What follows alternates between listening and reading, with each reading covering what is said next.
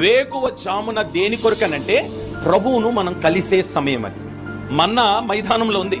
ప్రజల్ని పిలిచి దేవుడు అంటున్నాడు, వెళ్ళి ఆ మన్నాను తెచ్చుకోమని అన్నాడు. అయ్యా ఎప్పుడు వెళ్ళమంటావు? వేకువ జామునే లేచి వెళ్ళమని అన్నాడు. పొద్దునే లేచి వెళ్ళిపోయినారు. ఇంకా సూర్యుడు ఉదయించక ముందే వెళ్ళిపోయినారు. మన్నా తెచ్చుకున్నప్పుడు అంట ఆ మన్నా ఎలాగుందంటే ఫ్రిడ్జ్ లో పెట్టినట్టు, ఫ్రీజర్ లో పెట్టినట్టుగా ఉంది, ఫ్రెష్ గా. కొందరు బద్దకస్తులు ఉన్నారే, 6 గంటలకు లేచి వెళ్ళినారు. ఈ లోపు సూర్యకిరణాలు దాని మీద పడ్డాయి, మంచు మీద పడ్డాయి. మంచు ఏమైపోతుంది, కరిపోగానే మన్నా ఏమైపోయిందో తెలుసా? పాడైపోయింది. ఇప్పుడు నువ్వు ప్రభును కలవాలని అంటే ఎప్పుడు లేవాలి? మన్నా కావాలంటే ఎప్పుడు లేవాలి? అయ్యా ఎంత ప్రార్థన చేసినా, ఉపవాస ప్రార్థన ఉన్నా మేము ఎందుకు దీవించబడట్లేదు? ఇది కొందరి ప్రశ్న. నువ్వు వేకువ లేస్తే కదా మన్నా. ఇప్పుడు ప్రభువును కలవాలంటే లేచి అలా కూర్చుంటే సరిపోయిందా? లేచి మోకరించు, కలుస్తాడైనా నిన్ను. ఎంత కష్టమైనా సరే, నువ్వు ఎంత అలిసిపోయినా సరే, ఒక అరగంట అయినా సరే ఆయనతో మాట్లాడు, ఆయన్ని కలువు.